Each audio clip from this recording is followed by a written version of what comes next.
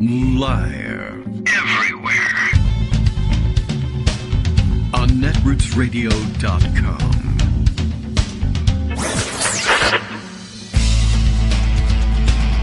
David Waldman. Kagro. In the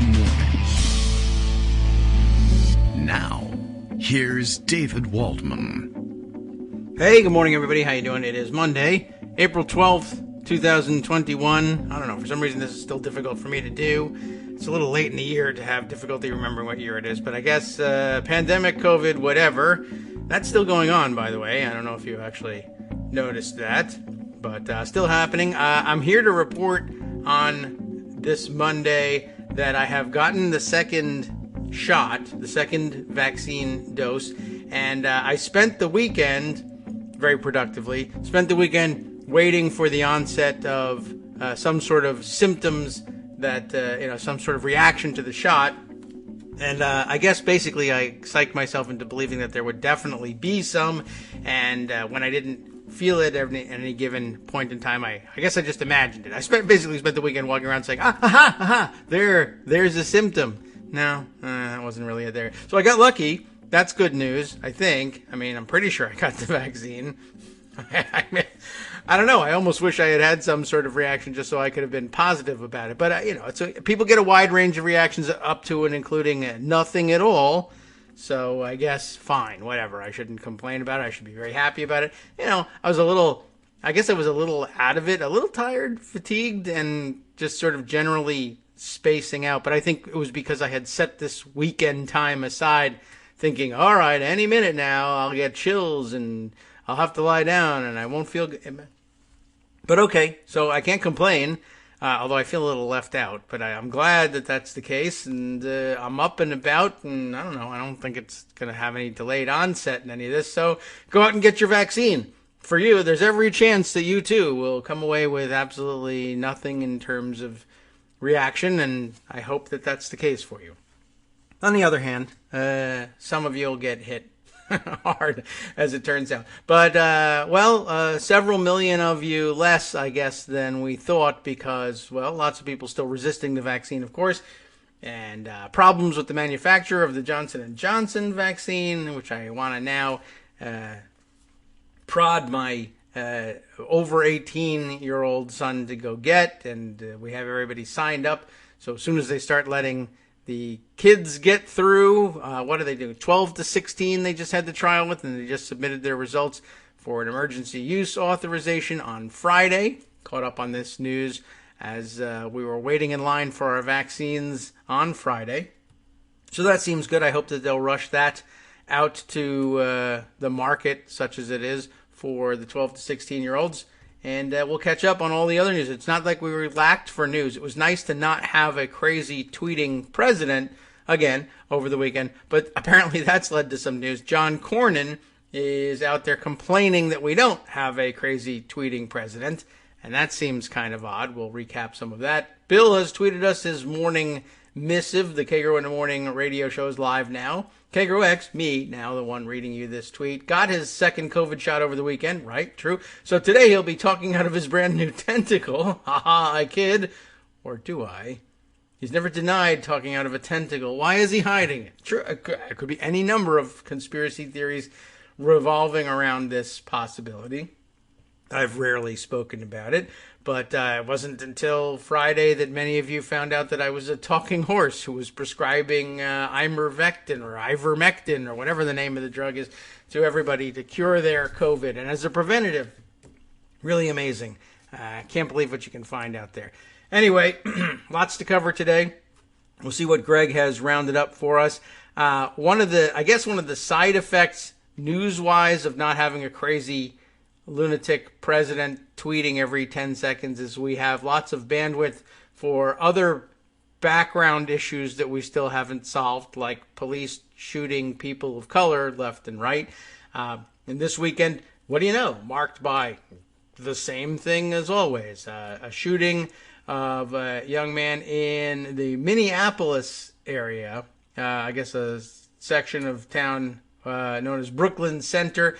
Dante Wright, another name on the wall, as it were.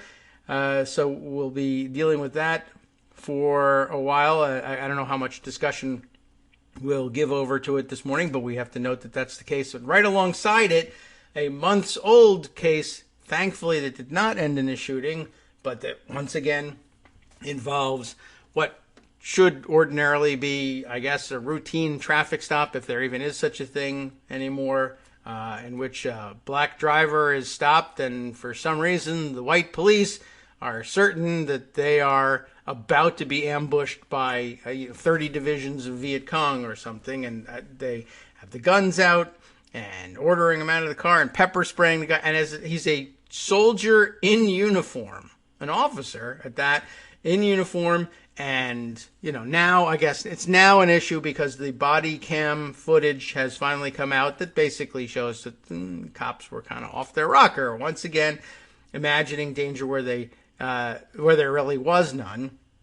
And I understand from the Twitter news, that is the stuff I see out of the corner of my eye very quickly in the few, minutes before the show, that the cops involved are fired. And, I'm glad we're finally getting some results on things like this. But, of course, they've been on the job for all this time while the video of the event was not available to the public. And then once the video finally did become available to the public, lo and behold, the right thing to do is to get rid of these cops. And but that didn't stop it. I did see some apologists for the cops, I guess. I don't know who these people are, tweeting this morning their outrage at how can you jump to this conclusion that the cops were wrong? Why? Here's a little tidbit you didn't know about this. The liberal media wouldn't tell you, except for the one that's telling you now, I guess, which is that he had a gun, a loaded gun on him. Well, apparently, if you actually get to look at the video of the entire event, he actually says to the cops, I want you to know I've got a gun, and I know that kind of panics you guys, and I'm telling you ahead of time so that it won't. And yet it did. And also, he's an Army officer. I assume that most people thought that, occasionally Army officers, they might have possession of a loaded firearm. And of course, it was Virginia. It's not, Iceland or China or something where that's unexpected. And of course, I would say 9 out of 10 of the people who were passing this tweet around are generally in the business of tweeting about how it's their right, as white people anyhow, to carry those loaded weapons around with them at all times. So, I guess things swing back to the gun issue now that we haven't put the pandemic behind us, but we don't have to worry as much about having a president who doesn't care about or understand or know how to, whatever. Unpandemic his way out of a paper pandemic bag or something. You would do some sort of metaphor. But the fact that it's actually being taken care of, millions and millions of people being vaccinated, and we're actually running up against vaccine hesitancy in some states. There are states that are not using their full allocation of shots because everyone who's interested has gotten it, and we're not sure what to do with the extras, although I guess they got to start planning about how to reallocate those things, because there's still plenty of people in some states who keep insisting, I'm looking for an appointment, I can't get one, where can I get one of these shots? And the fact that there's some states where they're, sitting around still in a freezer. Do we still need the gigantic freezers for these things? Keep them around in those states so that people can get a hold of them if they decide they want them, but maybe in lower numbers, ship them up here where people are interested in getting them, and we can get them for the kids, and they can go to camp and get ready for school, et cetera, and also stop shooting everybody. I think that just about covers it. Good morning, Greg. How are you doing? Typing furious. Good morning, and thank you for having me on Cthulhu in the morning. Yeah, I lent you one of those tentacles so you could type while you were. It's a third appendage to you kids. We don't call them tentacles in polite society. Okay, right, true. I don't know that I have only one. You don't know how long I've been at this game. All right, so what's new? This is true. So I have a lot of stuff to talk about, and some of it's old, but I think it all ties together. Well, that would be great. Let's talk about big. A theme. Okay. Yeah, that's the theme. All right. Things are big. Things are going big in a big way. So let me start. Sounds true. with this opinion piece by Jonathan Alter, of all people, in the New York Times. Yeah. Can Biden be our FDR? I was wondering where that F was going to take us. To DR, that's good. Okay. It's a big FDR deal. I guess so. Right? Get my cigarette holder. Go ahead. President Biden wants to change the trajectory of the country, and he's off to a good start. Okay. So, as Mark Twain says, supposedly, history doesn't repeat itself, but it sometimes rhymes. So FDR and Joe Biden could be a couplet. And it doesn't require Biden to transform the country. Oh. But could we do that? Roosevelt laid down that 100-day marker in 1933, and everybody's been running with it since, to the irritation of his successors, Alter points out. But with one of the biggest and fastest vaccination campaigns in the world and the signing of a $1.9 trillion COVID relief package, the president's made a good start, and his larger aim is to change the country by changing the terms of the debate. Before Roosevelt, or as the Times likes to call him, Mr. Roosevelt, it was largely up to local communities and the private sector to relieve suffering and expand employment. All you have to do is go through the black and white pictures of visiting nurses going to shanties and cardboard houses and plywood shacks to appreciate what it was like in those days. Right. Mr. Roosevelt shifted the onus of responsibility and didn't worry about overshooting the target like Biden today, or as they like to call him, Mr. Biden. He argued that spending too little is riskier than spending too much. Better the occasional faults of a government that lives in the spirit of charity, FDR said, than the consistent omissions of a government frozen in the ice of its own indifference. They had speechwriters back then. They did. That stuff is really, really good stuff. So Biden intends to upgrade the physical infrastructure that Roosevelt did so much to create, but it's a bold effort to add clauses to Roosevelt's social contract that includes a service infrastructure. Okay. Like Roosevelt's infrastructure. Civilian Conservation Corps, which I love because it did so much great work in our national parks. Yes. Alter talks about how Roosevelt divided what he did into relief, recovery, and reform. So Biden's done the relief part with the COVID bill. He's doing the recovery now with the infrastructure thing. And then the reform part with social services. And in a way fits into that program. And the reform also includes things like voting, immigration, gun laws, but that comes last. So you have to stage them. You can't do everything at once. And Alter notes, and some New York Times support for this, I'll get to in a moment. Okay. The rumblings in the Democratic caucus are not likely to matter much. Senator Joe Manchin and a few other Democrats will demand and win certain changes, but there's little chance they'll sink the centerpiece of the president's domestic agenda, which is something I've said all along.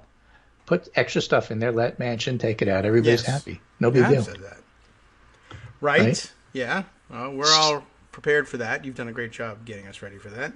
So the X factor then, and now, in moving legislation is the temperament of the president. Does he have the schmooze gene that helps him win those last critical votes?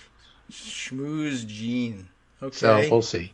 Yeah, we'll see about that because the last part, the reform part, is the hardest. But you have to put what he's doing in some kind of perspective.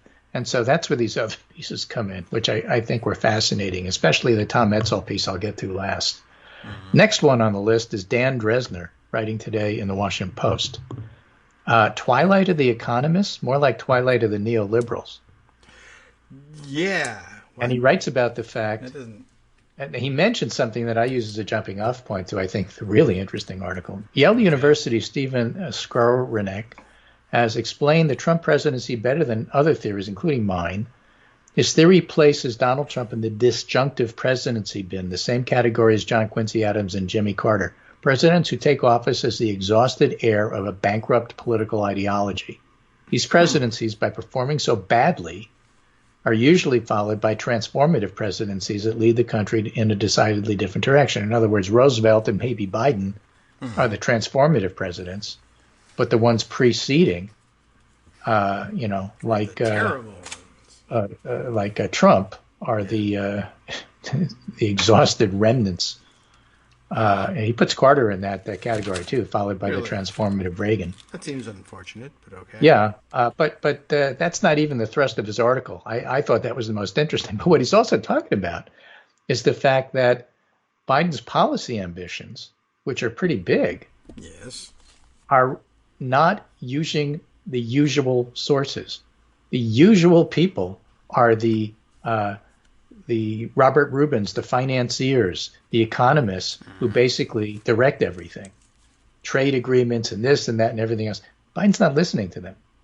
They've lost cachet, is the point of Dresner's article. Nobody's, modern monetary theory, MMT, and not classical or standard or tired economic theory, whatever you want to call it, is in charge here.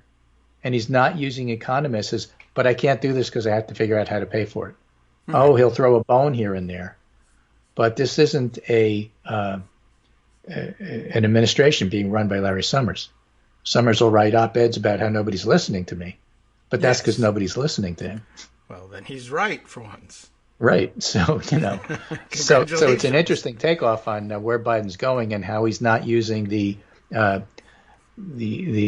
deficit peacocks as a shield or as a guide rail to what he can and can't do, which is awfully interesting.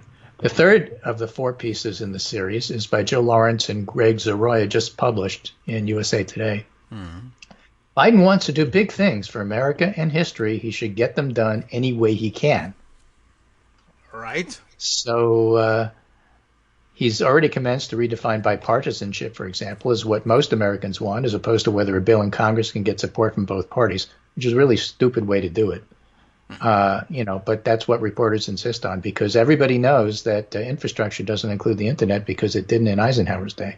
Yeah, both sides, right? Something also. So is the $1.9 trillion American Rescue Plan that Biden and his party muscled through with Democratic votes, but bipartisan support? Biden's American Jobs Plan is even bigger and enlarges the concept of infrastructure to include health system, caregivers. Or as I think it was Kirsten Gillibrand who pointed out on Twitter, although I could be wrong, I can't remember which Congress critic did it, said basically infrastructure is what you need in order to be able to go to work. That might mean broadband. It might mean somebody takes care of the kids so I can work. Whatever it is, it's infrastructure to let business be business. That's a good way of putting it. Yeah, right. Why do businesses have daycare centers on site? Some do. Yes. They used to anyway before the pandemic. Because it's part of their infrastructure. Yeah, helps people go to work. That's a great way of putting it. Right. Right. The beaker in which you mix the chemicals of industry. Right. Biden's also been communing with presidential historians about legacy building to rival the landmark legislative accomplishments of Roosevelt and Johnson. Meanwhile, in the Senate, Majority Leader Chuck Schumer has won a parliamentarian's ruling that he says means Democrats could pass several more bills by majority vote, and that's vital in a 50-50 Senate. And to qualify, of course, bills must have an impact on federal spending or revenue, and that encompasses a surprising range of Democratic priorities. Yes. So they're in pretty good shape there. I wonder why that now that you remind me of the rules for reconciliation, I wonder why it's such a problem for Joe Manchin. I think he should be happy that the only bills that can pass in a Congress are the ones that have a direct impact on the financial outlook. You would think that small government people would be big into. Of course, he says he wants a big infrastructure bill, so maybe he's not a small government guy, but still, you'd think you could use this to sell this to Republicans and conservatives. It's weird what they've turned against. So all of that led me to this note from the New York Times, which is published today. Biden's infrastructure push spurs a flurry of lobbying in Congress. Yes. Lawmakers in both parties are lining up to get the pet projects and policy priorities included in the expansive package. Oh, you can read about it at Sausage Making. The point is, my translation, all right, they think it's going to pass. Yeah, I guess that's true. That's a good point. So they wouldn't bother if they didn't think it was going to pass. That's true. I don't see why we should expect lobbyists to work if they didn't think it was going to. Well, no. Billable hours, I guess, but still, they think something's coming through. Yeah, people on Twitter getting all upset. That's a good Oh, point. why are you even talking to Republicans? What do you care about whether they put stuff in the bill? It's going to be Lisa Murkowski getting an amendment into a bill that she doesn't vote on later. So what? Yeah, I guess. Who cares? Did it pass or did it not pass? Does anybody remember which amendments passed and who takes credit for it in the COVID relief bill? All you remember is that it passed and people are getting checks and they like it. And it's very popular. Right. The rest is just detail. Communications directors have to keep notes on things like that, but otherwise, no. Yeah, exactly. So, that's the basic background to all of this. So Biden's, first of all, thinking big, and second of all, getting it done. Wow. So that's the background to everything that you read about in terms of this. You'll see Democrats in disarray, and this one doesn't like this, and this one. Don't lose sight of the big picture here. All right. Start calling him JRB, I guess. Maybe the big picture is pretty effing big. Yeah. Or we'll call him JFB. Yeah, I suppose. I don't know. I'm telling you, the big effing deal is going to be the name of the program. Really, it's not a bad idea. New deal, fair deal, big effing deal. I like it. It's very modern. I came up with that myself. All right. Trademark for you. But it was after I got my second shot, which made me smarter. Well, put it on YouTube. I understand you can make $1 million. Yeah, I'm not sure how, but... And all of that leads me to my favorite piece, which was actually written in May of 2019 by Tom Edsall. Oh. The fight over how Trump fits in with the other 44 presidents. It's not just an academic question. The intense argument over where he belongs tells us a lot about where we're headed. And that's the point of bringing it up now. So a regime theory of the presidency developed in The Politics Presidents Make by Stephen Skowronek, a political scientist at Yale, provides the theoretical basis for the view that despite his victory in 2016, Trump represents the final collapse of Reagan-era conservatism. Skowronek described his overall project as a study of presidents as agents of political change and puts them in 4 types of political leadership. Okay. And Jack Balkin, who's a law professor at Yale, adopts the model and says Trump epitomizes the 4th type of political leadership. Trump is in the same structural position as Herbert Hoover and Jimmy Carter, caught in an uphill, presumptively doomed struggle to hold together the fraying coalition of an exhausted regime. Laying out the argument, Balkin contends that our current political problems stem from the fact that we're in the final days of a crumbling, decadent political regime. This is before the election, and no new regime has yet appeared to take its place. It will, however, soon be over. We'll get through it, and when we get through it, about 5 to 10 years from now, the president will seem like a distant, unhappy nightmare or an illness from which one has recovered. I mean, makes some sense, though. It does sound vaguely Bolshevik, but go on. Right? Balkin describes the Trump administration as disjunctive, the last gasp of the vanishing Reagan era that began in 1980, which is really a comforting thought because I'm happy to see it go. Sure. Other examples of similarly disjunctive presidencies are John Quincy Adams, James Buchanan, Herbert Hoover, and Jimmy Carter. They have the misfortune to lead the dominant party when the regime is losing its legitimacy and the party's factions are in each other's throats. For his own part, Skowronek describes the first, and let me just sidebar that thought. The party's factions are at each other's throats. Okay? True. So there's this article in The Hill that just showed up by Scott Long. I make fun of The Hill, but I don't make fun of Scott Long. He's a very good congressional reporter, talking about how difficult it is to keep the narrow Democratic coalition together. And although it's not homage to Nancy Pelosi, it might as well be. And when House Democrats, he writes, passed the final COVID-19 relief package last month that had been amended by Senate moderates, for all the griping from progressives like AOC about the changes, they only had one defection, and that was centrist Representative Jared Golden of Maine. Yes. Who's very progressive on some things and very conservative on others, and very difficult to pigeonhole, Jared Golden is. Well, I guess you could say that about Upper Maine, rural Maine, too. Sure. I'm going to want to pigeonhole him as pain in the ass. That'll always work. Well, could be. But now here's the next line that I thought was really telling. Asked why progressives have not flexed their political muscle more and threatened to kill Democratic bills to get more of their priorities, one progressive House aide replied, Democrats believe in government. What's the cost benefit of blowing up a bill? What's the alternative? Yes. Well, yeah. I mean, so like for all the infighting, it's not the same. So when they talk about the regime is losing its legitimacy and the party's factions are at each other's throats, take that in context with what I just read about how the progressives are dealing with the fact that they have pretty much won the ideological argument, but don't have the votes to pull everything through. And so they're working with the moderates and getting it done, which is very different than the Never Trumpers and the, what was up with January 6th, just a little party at the Capitol from people celebrating freedom crowd, Yes. So the fighting on the Republican side is pretty vicious. And if you're fighting and explaining, you're losing. And that's they've lost. For his own part, Skarnik describes the first of his four categories as reconstructive or transformative. You find new ways to order the politics of the republic and release the power of government, but they've done so by building personal parties and shattering the politics of the past.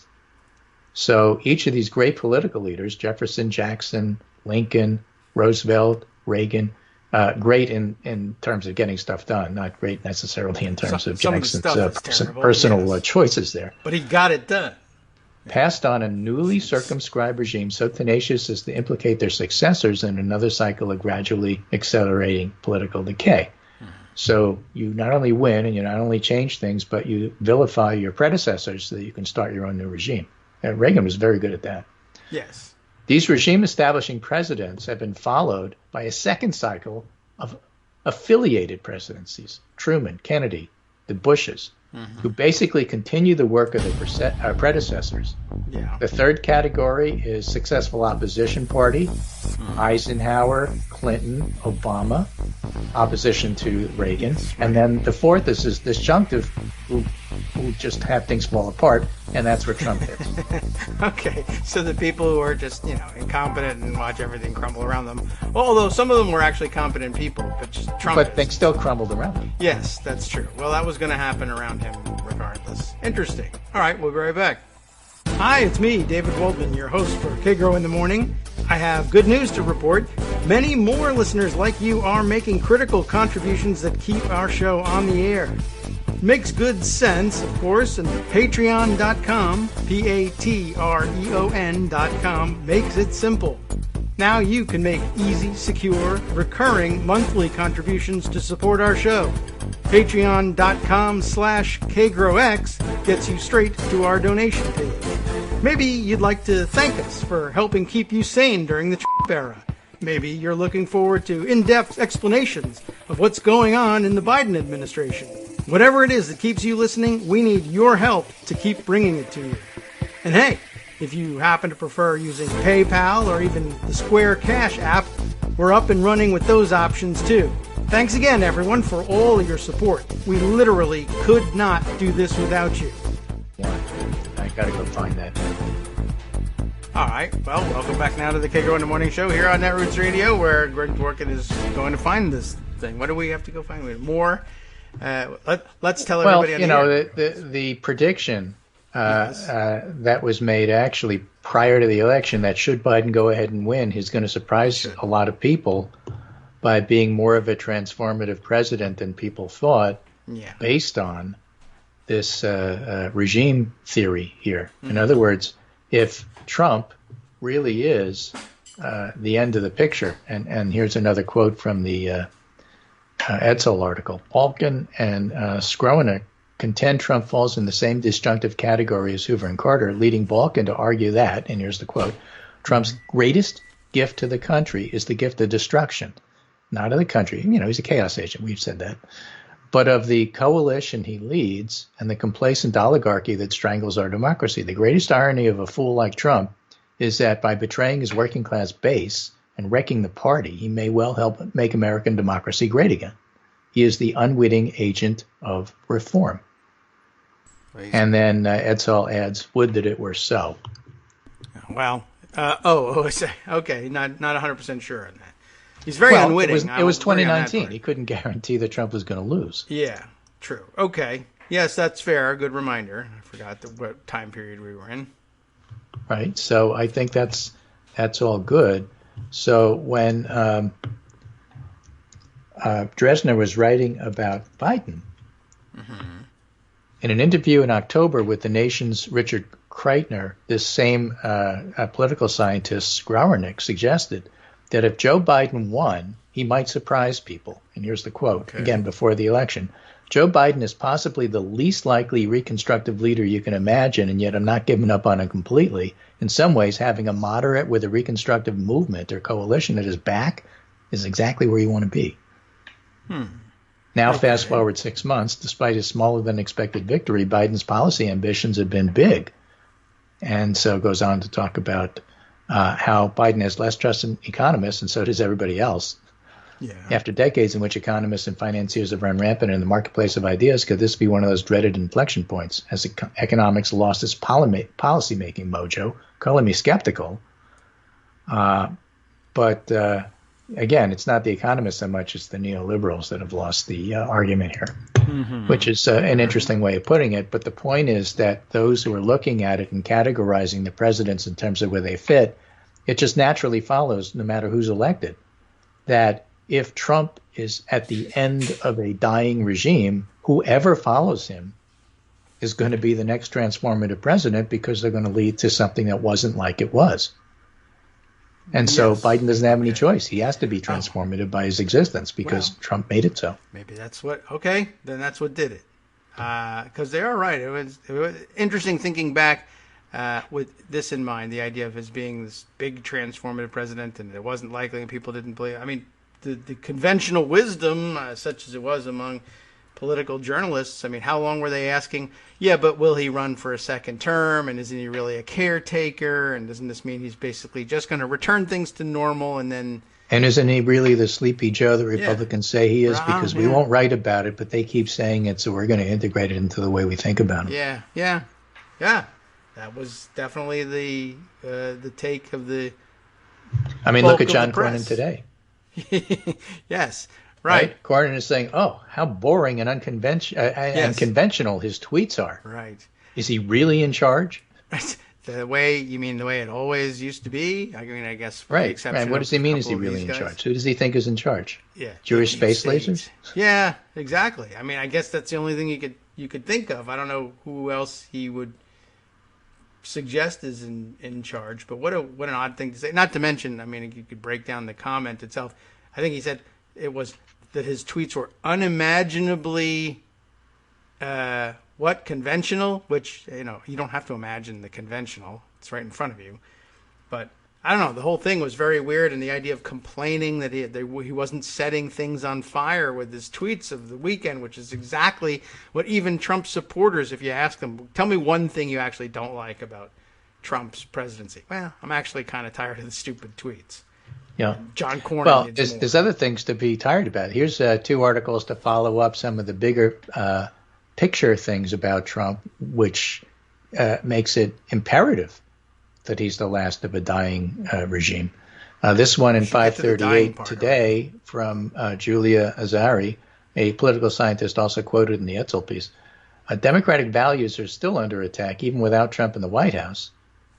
And so we've argued that Trump's flouting of norms didn't matter nearly as much as the underlying democratic values his administration threatened, from disrespecting the vital role that opposition can play in democracy, trying to use the military and police for political gain, and, of course, the fact that Trump pretty much refused to peacefully concede. Yes. Right?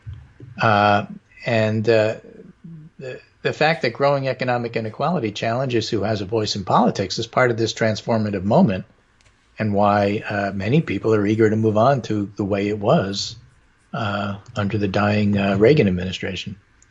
And then Jonathan Bernstein has a companion piece in Bloomberg Opinion, that's a paywall, unfortunately. Cancel uninformed voters. Democracy won't allow it. If the critics of universal suffrage want better voters, they don't believe in the American system. Who's doing this? What? Oh, don't you remember the National Review article? We need better, smarter voters, not more voters. I had put it aside somehow. Yes, right. That's the big problem. Yes, but there are those who claim that people are not the best judges of their own interests, political scientist Jonathan Bernstein writes. But if that argument is true, then this case for democracy fails. We're better off if we want these interests protected in an elite paternalistic government of experts who decide what's best for all. It makes no sense to have a political system designed to fulfill personal preferences that only allows some citizens to register those preferences, leaving no one else to speak for the rest. Yes, but another interesting outcome of, I guess, the Republican loss, that this used to be their knock against the Democratic elite, that they were bringing in these weirdo experts who were going to tell you what you wanted, not listen to the people. Yeah, and the people said are something Southern landowners. Yeah, essentially, because the people turned out to want something completely different. We're the only ones different. who ought to be able to vote. We had a system like that once, and you guys really just amazing. screwed it over. Yeah, I mean, with a war, and we won. And but we shut will up, rise or again. We'll do it to you. All right, well, we'll crush you again, I guess, is what it has to come down to. All right. A second argument for democracy is that engaging in politics and collective self-government is an inherently valuable human activity. Only in a democracy do we all have access to it. And those who support democracy on this basis do so with the understanding plenty of people are not interested in politics. Rather than create barriers, find ways to engage people. That's where persuasion comes in, not exclusion, right? If you can't get enough people to vote for you, it's because you didn't persuade them. Yes. But if they want to vote for you and they can't, that's not the same thing. The third justification for democracy is it protects the marginalized and weak better than any other form of government, which is exactly why they hate it. Yes. I added that last line. Oh, okay. That's why they hate Strident, it. If the point is to help the many should have the vote. That should be self-evident. And then you would think. Gets to the fourth and by far weakest argument, democracy is best because it produces objectively good public policy. The folk theory of democracy. Let the people vote. Right. Of course, the problem is the folk theory of democracy's bonk elections don't and can't do what people hope they can. It's not because voters aren't sufficiently sophisticated. It's because the mechanism of choosing candidates isn't sophisticated enough. Imagine that you have specific views on how things should run and your choice is Jared Golden, because the other guy's even worse. No. Yeah. You don't know what you're getting. True. But you know the other guy's worse. So, the election in and of itself isn't the mechanism to get policy done. It's just that you can't get policy done without elections. Right. I see. Well, that is difficult. Right? So we always have that, right? Why are you so interested in politics? Actually, because I'm interested in policy. Yeah. I think the policy is a lot more important than the politics, but you can't have policy without the politics, so suck it up. That is true. And a constant reminder from you. Yeah. So speaking of which, so that's my theory of how government and presidencies work in a nutshell, which is, of course, developed by everybody else. I'm just reciting it. But I thought it all fit together pretty good. And seeing Trump as the last gasp of the Reagan administration, doomed to fail, and therefore structurally making Biden a transformative candidate, whether he wanted to or not, be that person, makes perfect sense. All right. It must be very exciting for him. He's I'm exhausted. Imagine go back in time, because some of these articles, like the 2019 piece by Edsel, presage this, foreshadows this. But then imagine the Democratic primary in terms of what you want and who's running. And we made the case, at least I did, that Biden was a stronger candidate than people thought, and he's going to fool a lot of people because he's going to do better than people think, and he's policy-wise is going to do better if he actually wins. And once he was nominated, it was pretty clear to me he was going to win. Size of the win up for debate, but that's a stance we took, pretty much all along. This kind of codifies it and puts it into a perspective as to what were the structural things that were driving that to be true. Yes. As Paul Musgrave, another political scientist, says, yes, but Trump's loss wasn't all that big. It was big enough. Yeah. Well, what if these 50,000 votes switched in this state or that state? Well, there's always what ifs. I guess so. Those things didn't happen, and the popular vote was actually pretty big. Yeah, I know about the Electoral College penalty, but Biden won fairly convincingly. True. I mean, I guess we could also say, well, if the theory is true, wouldn't any of the nominees who was capable of winning have been forced to become a transformative president? Yes, and that's why I put it in the perspective of all the arguments about the 2019 Democratic primary. That's exactly right. Ah, it right. really didn't matter who won. It's like I was listening to or something. Okay, well, that's good. I mean, I guess at that point, well, that'll keep progressives and others who were disappointed in the outcome of the primary in the game. Would you like to create the next transformative presidency? Don't give up. That doesn't Don't mean give up. That's exactly right. And so maybe what you need is the next. You need the next Kennedy, not the next Roosevelt. Yeah. Right. You Okay. need somebody I guess that's to continue it too. and build on it. Right. And nothing wrong with being the next Kennedy. He worked out okay. Yeah, Not the end of his presidency, but in terms of his popularity and how he was changing the country. Gosh, yes. And, I mean, I guess that's one of the dangers of being that sort of president is that we're different times. reactionaries. Yeah, different times, but more guns. So, but more guards, too. So that's good. Right. So anyway, all fits into a framework. And so now you put the transformative nature in terms of actual crises and emergencies, whether it's what to do with Iran or obviously the bigger problem we have right now, what to do about the pandemic. And that pandemic is still going on. Very interesting article here, which is the last thing I'm going to talk about today, from Sam Baker in Axios, the warning signs of a longer pandemic. Oh, no. The big picture, right now, U.S. is still making fantastic progress on vaccinations, including Kagro in the morning. Yeah, right. Right? Still have a It's reaching more people in bigger ways. Now you're even talking about extending it to your kids who are the right age group. I mean, it's working. The vaccine is happening. So Sam Baker writes, as variants of the virus cause new outbreaks and infect more children, the U.S. is also getting a preview of what the future could hold if our vaccination push loses steam, as experts fear it soon might. Oh. Okay. There's a lot of vaccination may hit a wall because basically Republicans and evangelicals don't want to get vaccinated. Driving the news, the British variant's driving another surge in Michigan, and Governor Whitmer has resisted reimposing any of the lockdown measures she embraced earlier in the pandemic. That's basically because the legislator has stripped power from her and told her that they're not going along with it. Right. And it's very hard to fight half of your state all the time. Yeah. She made a valiant effort, and then the legislature said, we won't let you do it anymore, and people threatened to kill her all the time. And so now she's trying to fight. Yeah, they did. They actually threatened to kidnap and kill her. So, and that's not exaggeration. They threatened to kidnap and kill her. So she's trying to get it done with the tool she has. Variants are beginning to infect more kids, Sam Baker writes, even as schools are on the fast track back to reopening, making the pandemic a brand new ball game, as Mike Osterholm, otherwise known as Dr. Doom, put it. New research confirms that our existing vaccines don't work as well against the South African variant, although they still work. So we might need boosters by the end of the year if that one becomes dominant. That's a little harder to spread than the UK version. Between the lines, which the vaccine works very well with, between the lines, this is a preview of the longer, darker coronavirus future the U.S. may face without sufficient vaccinations, and one that many experts see as pretty likely. So the idea that it's over and now once you've been vaccinated you can just let loose is not really where we're at. Although the pace of vaccinations is strong, there's a growing fear it's about to slow down. In some parts of the country, particularly in the South, demand for shots has already slowed down enough to create a surplus of available doses. Like you said, I think those doses should be sent to Michigan. Yeah. Or India. How it works, the more widely a virus can spread, the more opportunities it has to mutate. The concern isn't necessarily that facts on the ground today could end up being disastrous. The vaccines work against the British variant.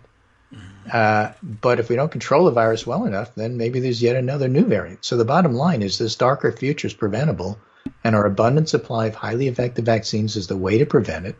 The more people get vaccinated now, the smaller the role COVID-19 is likely to play in the rest of our lives. So it's important to say that it is important to vaccinate, that it's important to keep pushing this, that it's not over. And that's not the same thing as, oh, well, you're just saying that there's no point to the vaccine because once we vaccinate, we still can't get back to normal. Well, we can't, but not because the vaccine doesn't work. The vaccine is very effective. And a lot of things in your own life will get back to normal. But if for those people who don't get vaccinated, things are still going to be bad, and that's still going to affect you. Let's say you and all your friends and all your political associates and everybody you like gets vaccinated, and those you don't like don't get vaccinated. They still could overwhelm your hospital, affecting you making your emergency room slow down, et cetera, et cetera. So the idea that, well, I don't have to worry about those folks, I just have to worry about my tribe, breaks down when you're talking about a real state, a real country, a real community. Well, yeah, I was sort of hoping we could just wish ill on everybody who wouldn't comply at this point and get rid of them, but it'll take a while. But that has consequences. That has Yes. unintended consequences, collateral damage, however you want to call it. Doesn't quite work that way. Not so smooth. Yeah, always wise to dissuade yourself from that plan. That's why I'm here. It's a nice thing to think about, which is to say it's a terrible thing to think about. Don't let that new tentacle rule your All right. your judgment here. Sure, okay. But I feel so powerful. I don't hold it in. All right. Seen lots of movies about how that goes wrong. What can we put this Didn't you ever watch vaccine a in? Marvel movie? Come on. Yeah. It ends badly for All right. Loki and all the supervillains. Yeah. Well, that's just movies. Yeah. Anyway, yeah, well, if there's any way to, I guess the next genius move is to find a way to get this vaccine in, like, I don't know what, chewing tobacco, I guess, would be the vehicle we need. What works? To get people vaccinated? Yeah, down in Make dollar stores the vaccination center. Oh, yeah, okay. Start doing it in evangelical churches. Look for ideas. Will they Get let the you pastors on board. Have a pastor meeting Yes. at the White House. in?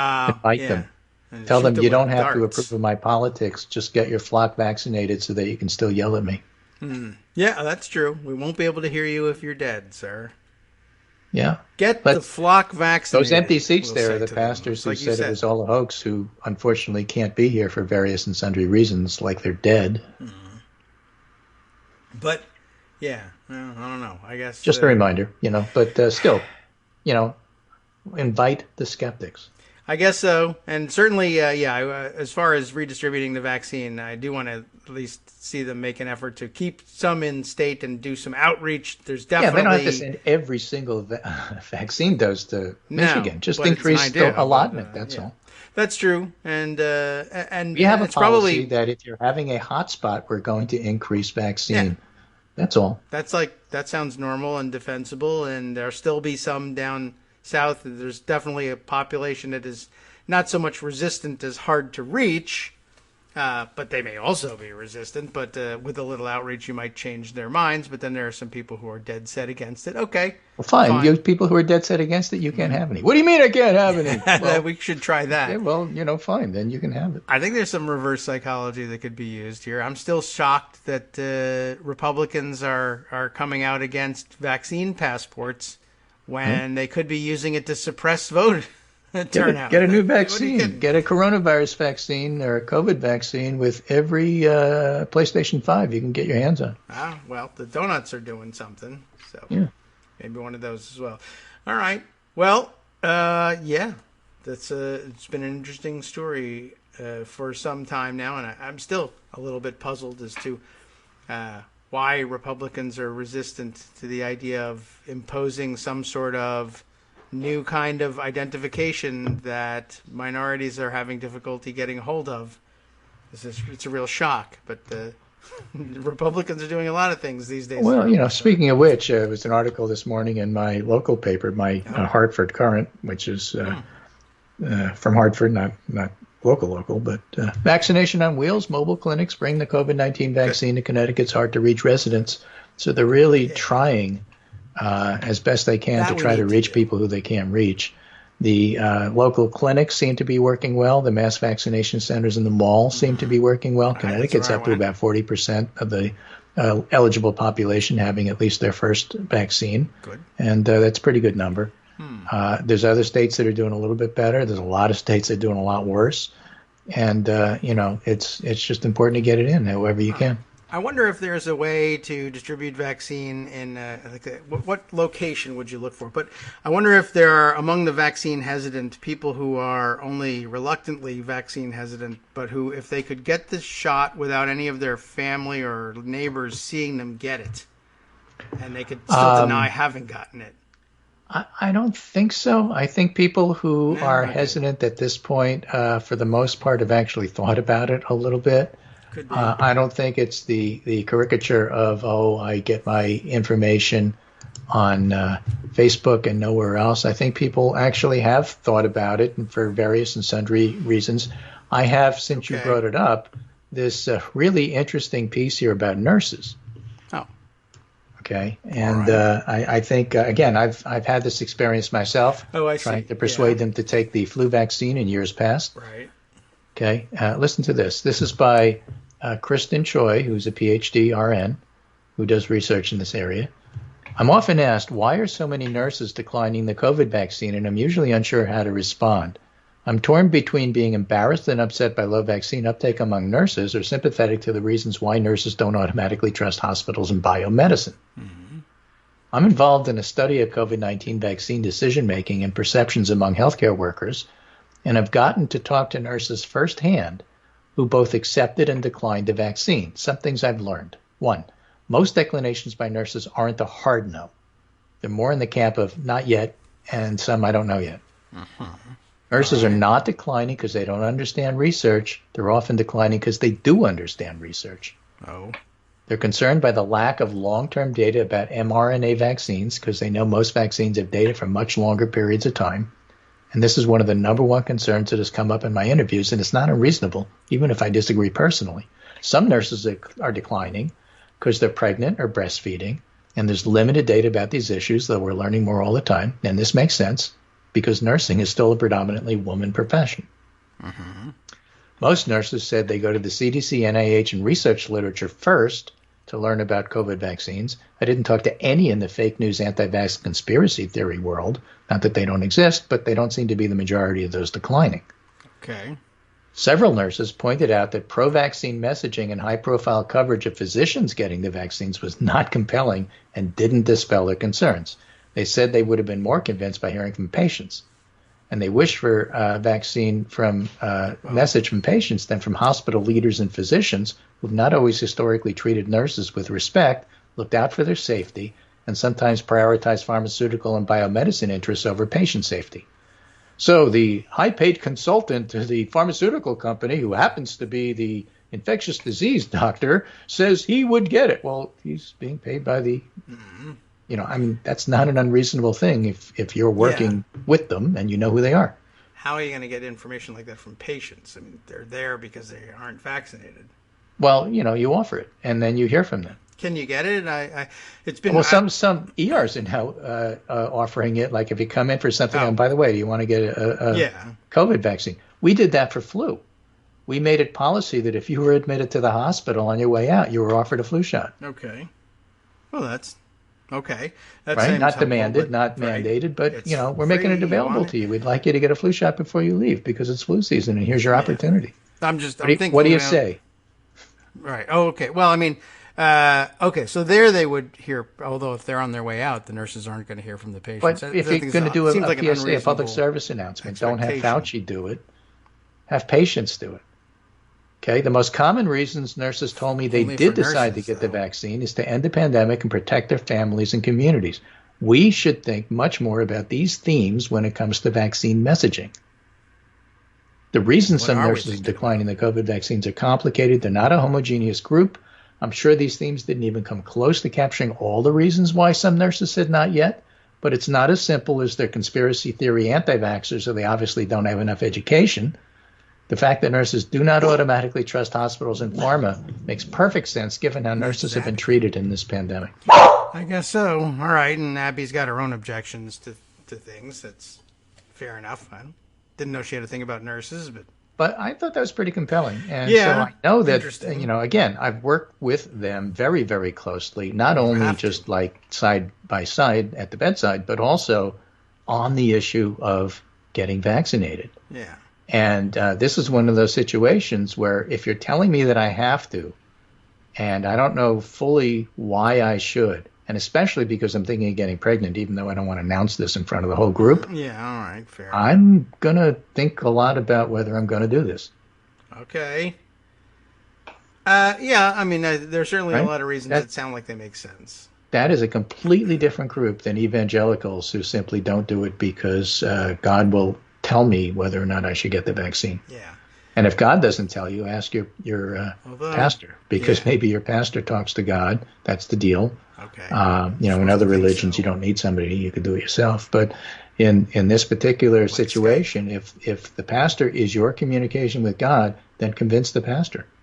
And we have, even that isn't totally effective. There's stories in the paper about pastors trying to make the case to their flock and them not buying it because Fox News says otherwise. So convince Fox News. I mean, it's a question of who the messenger is and watch Fox, and where you have to go with this. And that's why people like Peter Hotz and Tony Fauci need to be on Fox as much as possible. Because you need to reach that audience. Doesn't mean you have to go or you have to listen, but they should go and make the case as best as they can. All right.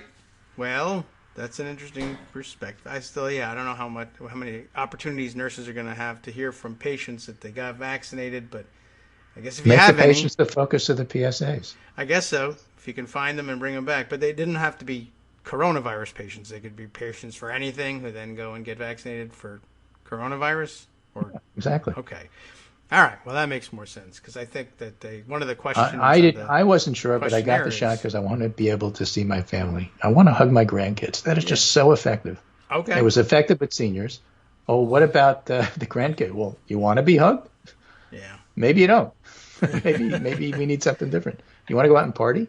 This is a better, safer way to do it. Right. Okay. Right. So you need something to reach them on their level too. Although I guess at some point it's up to the parents for some of these kids anyway. But still, it would be nice if they were also convinced. Yeah. Okay. All right. Well, anyway, it's got to be a multifactorial, multi-pronged thing. And look at that. It's already the end of the hour. Right. Cthulhu in the Morning has already had its first hour. That's true. And we have enough prongs to go around in our multi-prong theory. Okay. Excellent. Thanks for the extra prong. Appreciate it. How do you hold all those ideas in your head at the same time? Well, I have extra tentacles today. Yes, plus prongs to put them on as well. So, okay, thanks very much. See you Wednesday. See you on Wednesday, right? And I'll still be vaccinated at that point and counting down to... We'll come up with a new theory of how government works. Got between now and Wednesday. So come back with a new categorization of presidents, and we'll discuss that one. Very interesting. Thanks, Greg. We'll talk to you then.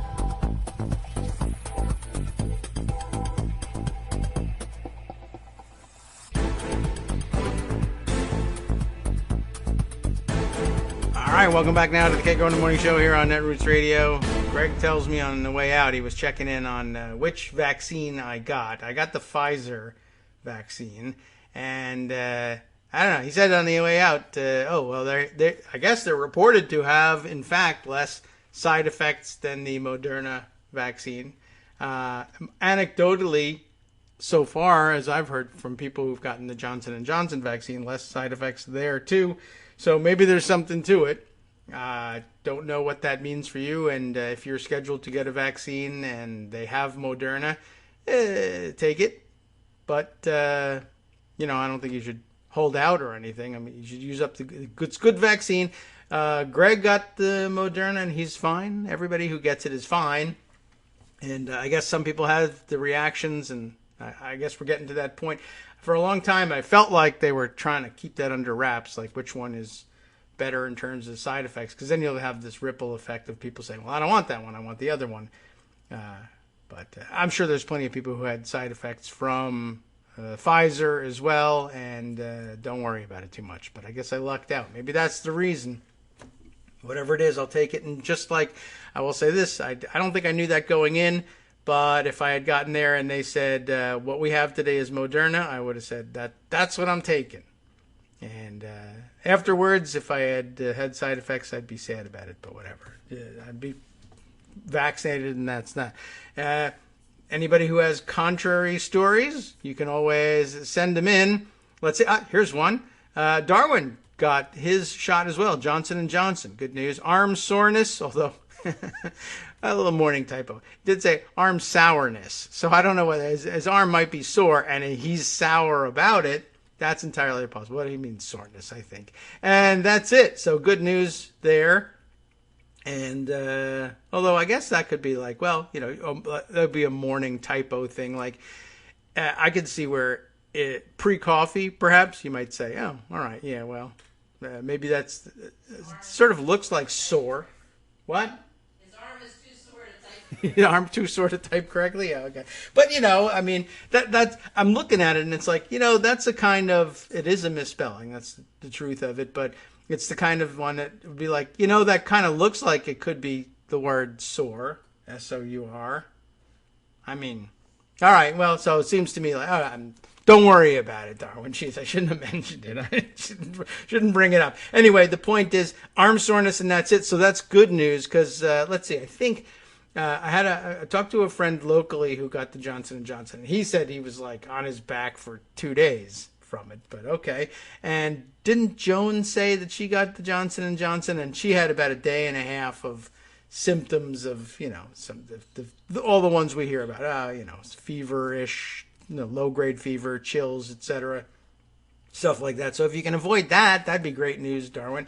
And really, any good outcome report like this one, just a little arm soreness, and that's it, from Johnson & Johnson is great because there was that time where people were like, I don't want the Johnson & Johnson one. It's the lower quality one because of that unfortunate mistake we had in saying, well, what we ought to do is send it to areas where we might have some difficulty getting people to report back for the second shot, either because they're working and it's hard enough for them to get one appointment off from work to make it there, or they're very popular for the student populations slated to get the Johnson & Johnson vaccine on college campuses because it's coming to the end of the school year, and it's going to be difficult to keep all the kids in place for long enough to get one shot and then have the waiting period and give them the other one. They'll be gone by that point. So Johnson & Johnson seems perfectly designed for them. Yeah, okay. just the typo, says Darwin. But oh yeah, this is, I don't know if I had realized that this was the point. Well, here's a good one. Everyone needs to hear this one. He actually chose Johnson & Johnson. You had a choice. That's good news for one thing. Chose the Johnson & Johnson because there were more black folks in the trials.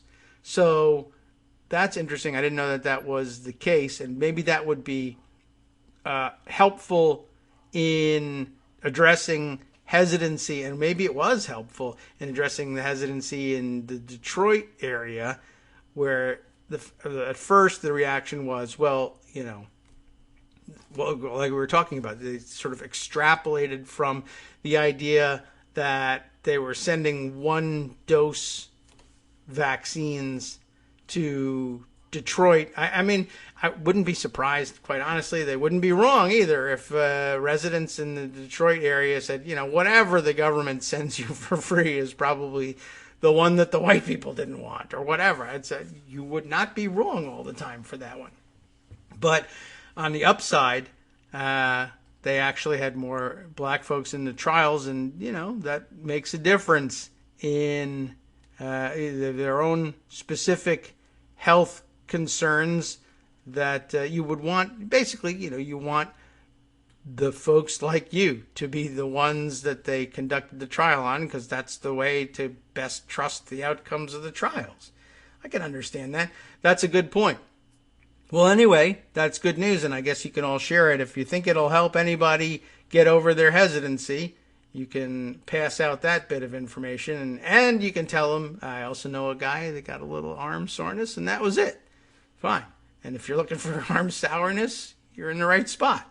So, okay, let's see. Moving on to other subjects, and there are a lot. How shall we round up the weekend in ways that we haven't done with Greg already? There is I might as well let myself hear about what happened at the RNC meeting this past weekend. Donald Trump gave a speech that in the past he would have called a major speech to the RNC. They were having like a annual retreat of some kind. Yes, a donor retreat, specifically. And they were holding it in Florida, because why not? And of some interest was the fact that they were holding it at the Four Seasons, I guess in the Palm Beach area. So they were nearby Mar-a-Lago, but they didn't hold it at Mar-a-Lago. And that probably infuriated Trump, actually. I'm sure he wanted to, get paid for all of the events happening at Mar-a-Lago instead. And the fact that they went to the Four Seasons, and the Four Seasons, ironic, funny, of course, because we all remember Rudy Giuliani trying to get to the Four Seasons and screwing that up and showing up at the landscaping place. This time they actually got it right and made it at the hotel. But Trump would not be denied his opportunity to get paid. He was, I don't know, one of the big, names giving speeches at this thing, but he wouldn't, you're not going to catch me going to the Four Seasons to give the speech there.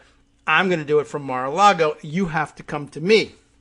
And, of course, it's going to be in the biggest ballroom because, of course, I'm going to have the most people listening to my speech. It's going to be a huge, huge event. And also you have to pay me in order to get this. So he's a master of finding a way to get himself paid, even if the event isn't being held in its entirety at Mar-a-Lago.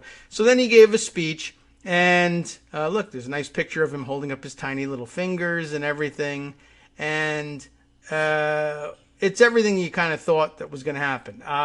There were lots of reports from the Axios-type publications, and it may have been Axios, in fact, who reported that lots of senior Republican figures were witnessed out to, I was going to say out to lunch, and they are all out to lunch, but they were out to dinner at fancy restaurants, of course, and I'm sure unmasked. I mean, how do you eat with the mask on? But you know what I mean. Not dining outdoors, probably, although if so many of them were spotted, you'd think maybe it would have been easier to spot them if they were outdoors. I don't know. Ask the reporters. But they were out at dinner rather than attending the Trump speech, which is a thing all by itself and indicative of something.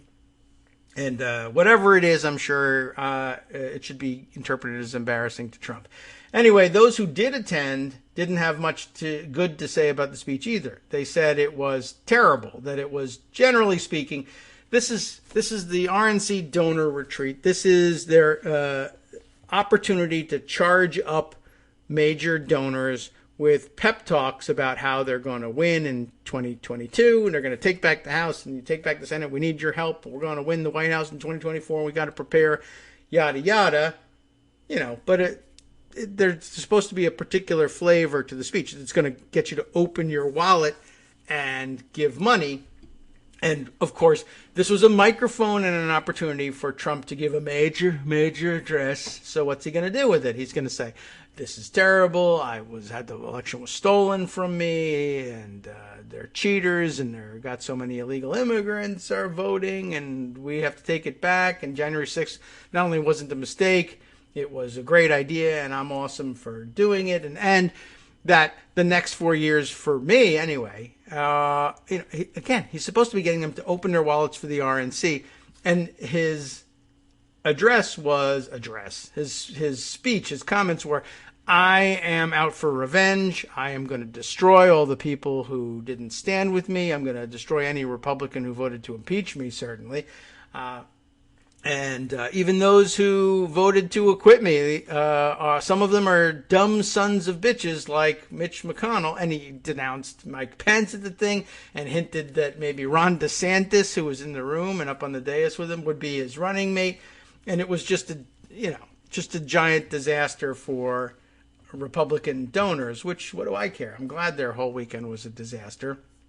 But, it doesn't make any sense for him to give his typical stump speech anymore at all, for one thing, nor does it make any sense. It makes even less sense at the RNC donor retreat. So let's see. I mean, he does call McConnell a dumb son of a bitch, and he's not wrong entirely about that. He is a son of a bitch. I don't think he's that dumb necessarily, but the things he does are dumb, and he is a son of a bitch. So what's the problem? Let's read through this quickly. It doesn't look like it's going to take all that long. Alex Eisenstadt reporting for Politico. Dumb son of a bitch. Trump rips McConnell at Mar-a-Lago. And it's not entirely clear, except for those scare quotes, which one is the dumb son of a bitch. Dumb son of a bitch, Trump, and then something, something, something, or some other words in the headline. but you could see how that could be interpreted wrong. What's the story? Former President Donald Trump ripped into Senate Minority Leader Mitch McConnell before a Republican National Committee donor retreat Saturday evening, deriding him as a dumb son of a bitch. And that's a quote. Trump veered off his prepared text. I can't believe it.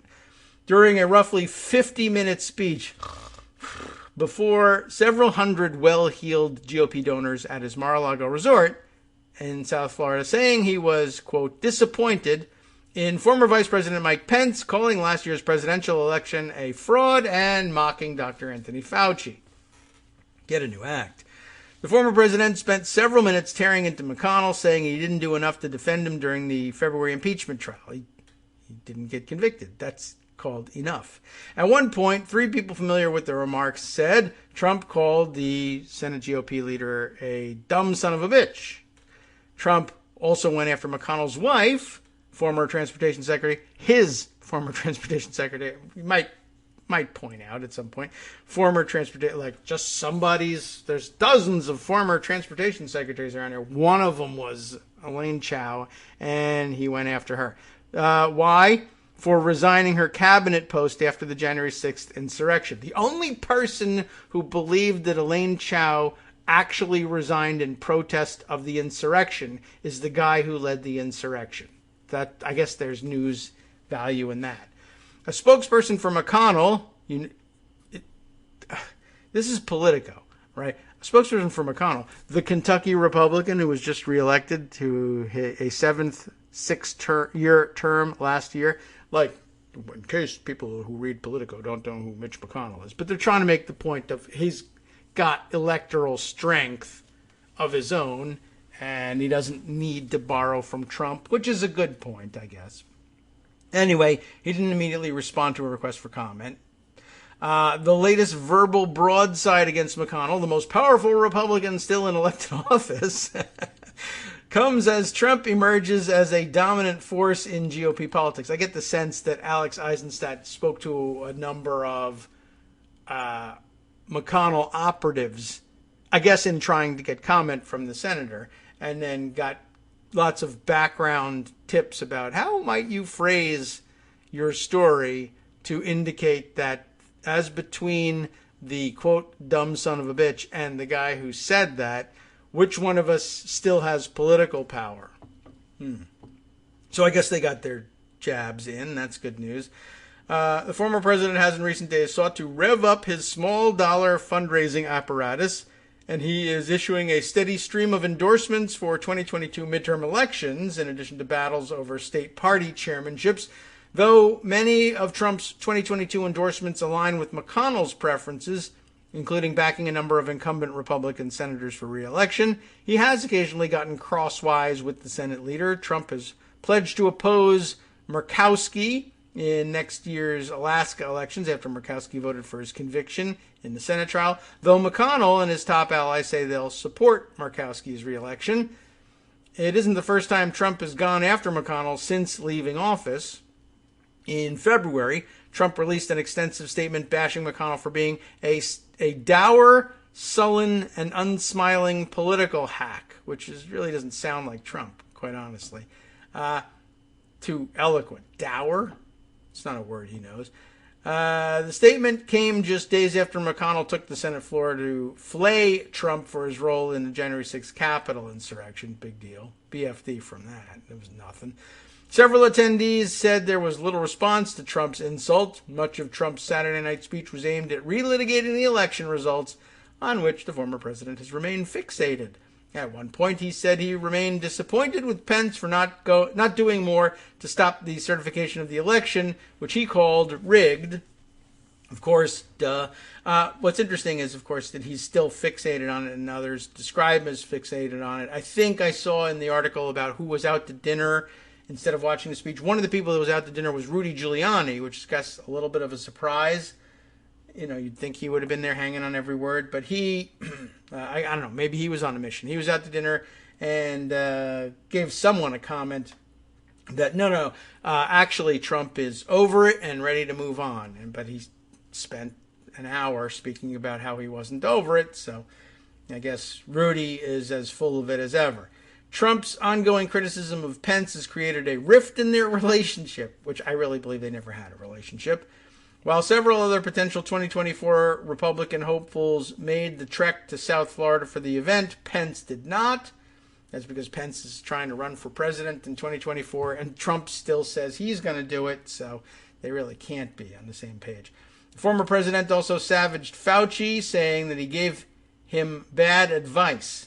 He poked fun of Fauci, it says, really but for botching a first pitch at last year's opening day game for the Washington Nationals. Yeah, I figured he'd probably do that. It's totally not substantive, so best knock he's got on him. DeSantis was there. He spoke before Trump. Also went after Fauci, according to sources. The 3-day event drew a number of potential 2024 GOP contenders, including DeSantis, who's going to have to end up knuckling under and pretending he wants to be Trump's VP, perhaps. Kristi Noem was there, spreading COVID, no doubt. And Senator Marco Rubio, who was recently got the endorsement for running for re-election to the Senate from Trump. So that'll make for fun times on the debate stage if Trump lives long enough and decides he's actually going to waste his time running in 2024. Also present were several 2022 midterm election candidates, including Jane Timken and Bernie Moreno. Don't have any idea. Both of whom are seeking Ohio's open Senate seat. That brings us to the other story I mentioned of the other guy running for Ohio's open Senate seat on the Republican side who got thrown out of Mar-a-Lago somehow. The confab was held mainly at the Four Seasons Resort in Palm Beach, though the Saturday evening dinner attendees made the short jaunt north up A1A, the highway. It's infrastructure, by the way, to Mar-a-Lago, which is not infrastructure, just in case you're wondering about that. Where was the story of the guy who got chucked out? Here it is, from the Hill. Off the market for you. What was the other? Right. I wanted to find you the stories of the people who are out to dinner. That's another note for finding those tweets later. All right. Note to self. Now, the Hill's piece on GOP Ohio Senate candidate asked to leave RNC retreat. I don't know anything about the race out there in Ohio. I just haven't been paying much attention to it. But this guy keeps popping up on the radar screen like he's trying to make himself an even more controversial candidate. Even more Trumpy than Trump, I guess, is what he's going for. Ohio Senate candidate Josh Mandel, what do you think? Was escorted off the premises during a donor retreat hosted by the Republican National Committee on Friday, Axios reported. So Friday event would have been at the Four Seasons. Interesting. Not Mar-a-Lago. Sources told Axios that Mandel, whatever his name is, was asked to leave because he wasn't a major donor.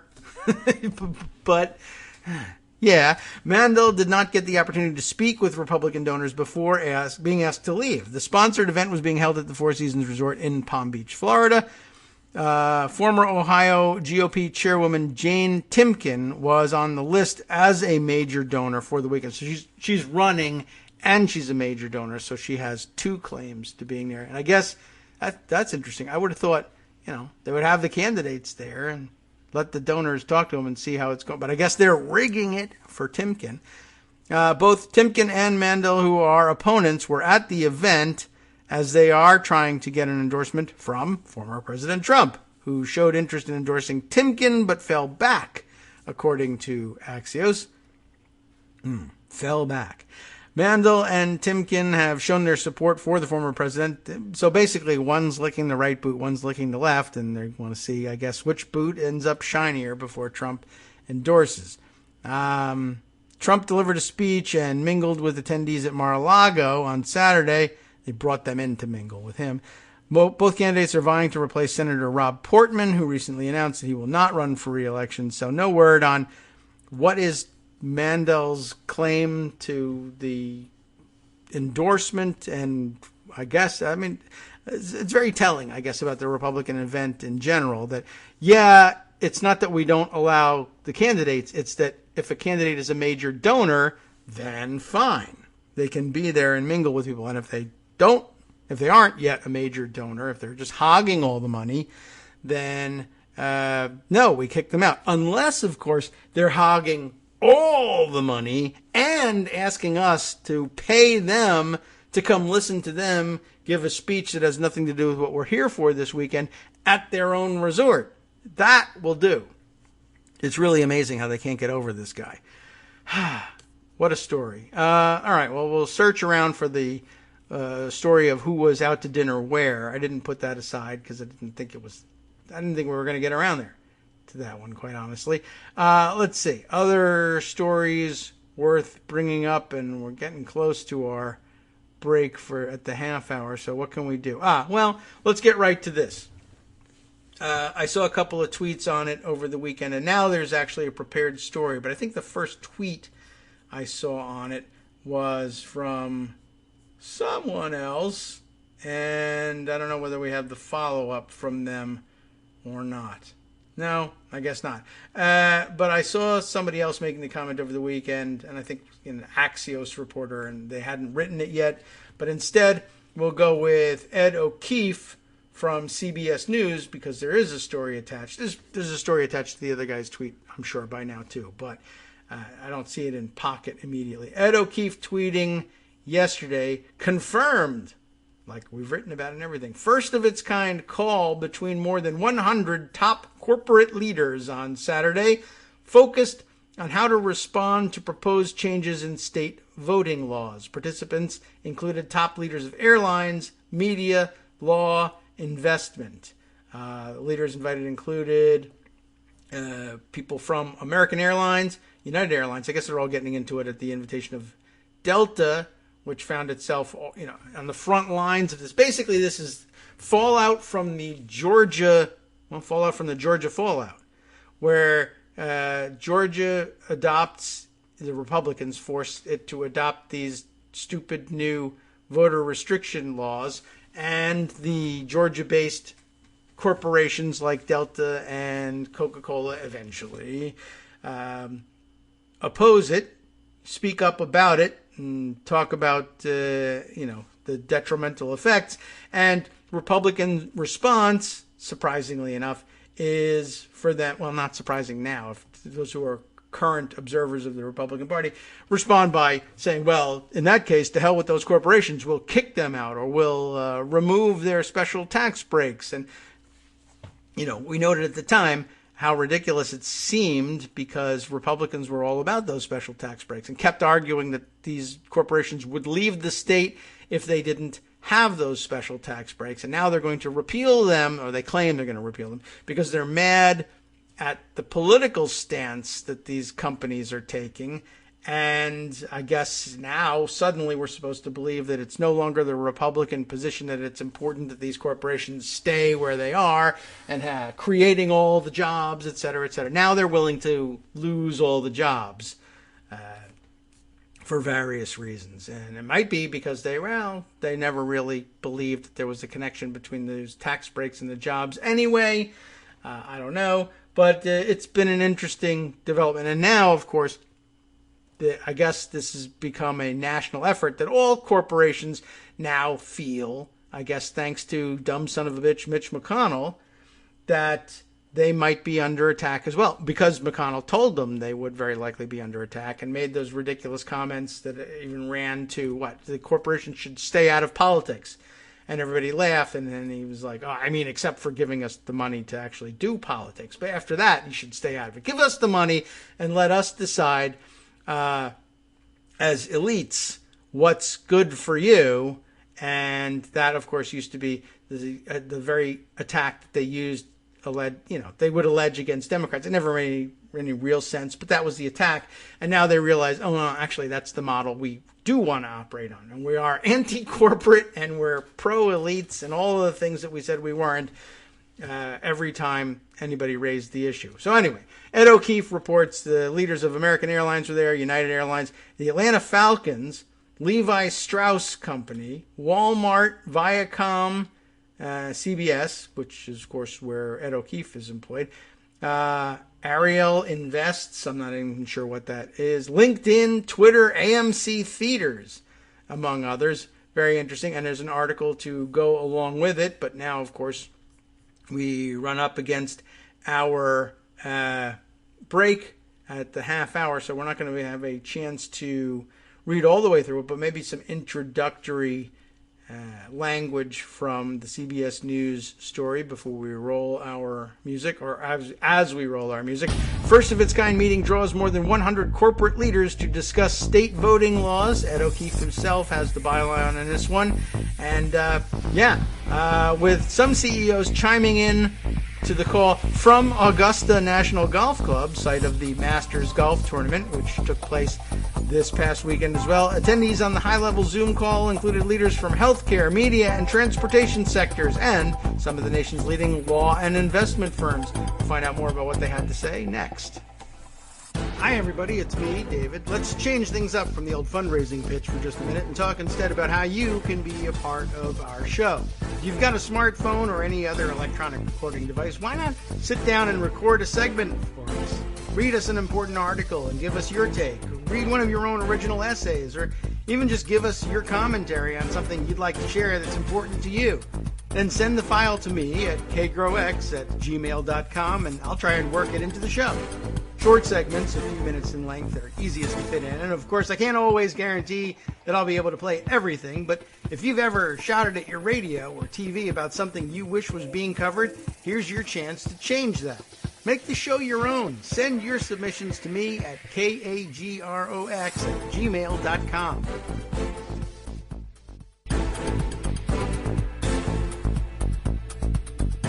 All right, welcome back now to the Kagro in the Morning Show here on Netroots Radio.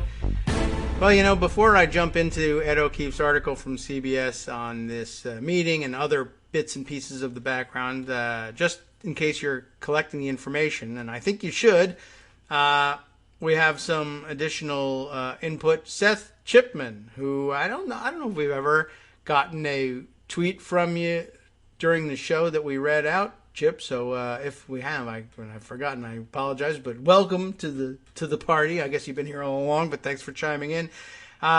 Just on the vaccine front. So one more report. After second Pfizer shot, no side effects at all. Not even arm sourness. Thanks very much. We'll never let Darwin forget this. All right. And in case you were wondering about age, he's 30, all of 33. Ancient Chip is. So that makes a difference too, because I was wondering about that. I think my wife's parents, the in-laws, got Pfizer, I think. Yeah. All right. And they're in their well into their 80s. Her dad's 90. And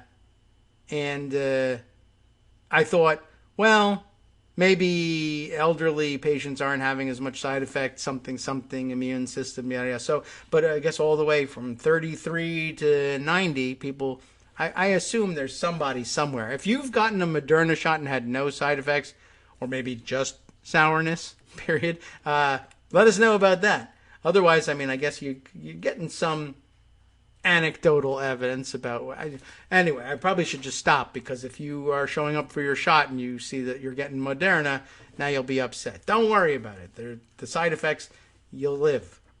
I think everybody else up, all of my family in New Jersey who got the shot got Moderna, and they did have reactions. They didn't sleep well the night after. They were a little feverish feeling, chills feeling, but they got up and were able to function. It wasn't keeping them out of work. So that's good news. Okay, and a variety of reactions anecdotally reported here on the show with respect to Johnson & Johnson. So in case you want to know what like 6 or 7 people felt, we'll give you all that news. Let the big guys tell you about comprehensive studies with universes of thousands. We'll tell you about what's really happening on the ground in 2 or 3 specific places. I don't know. I think it's interesting, and it'll help prepare people for getting the shots, I guess. All right, back to CBS's roundup of what happened with these 100 corporate leaders, or more than 100 corporate leaders, some of whom were calling in from Augusta. Give me a break.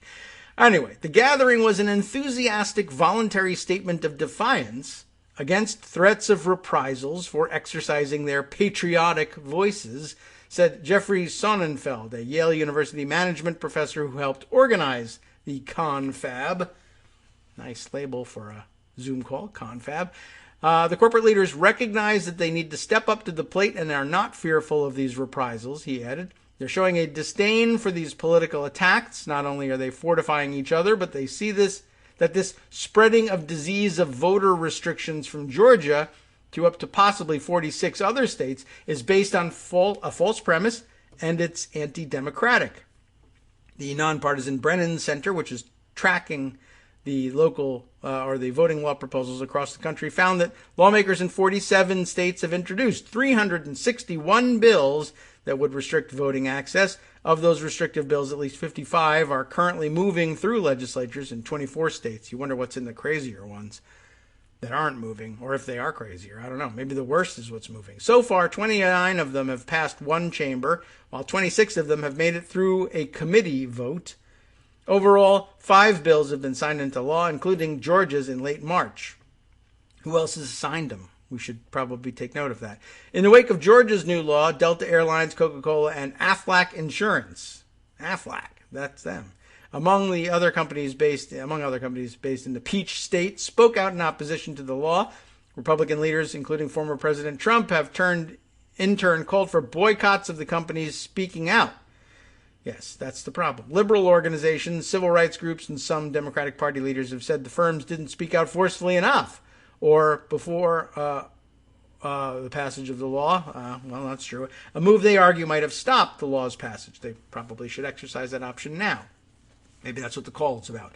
The blowback, plus the recent decision by 72 current and former black executives, it always falls to the black folks, even among the ranks of the executives, I guess, to speak out more forcefully about proposed changes to election laws inspired those on the call to act, Sonnenfeld said. We'll have to see whether they do.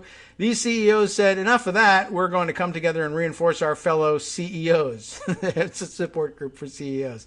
That's who needs it. Well, maybe in this case they do. It was a statement of affirmation that the voice of business in the political world is worthwhile, he said. I'm not crazy about that, but okay.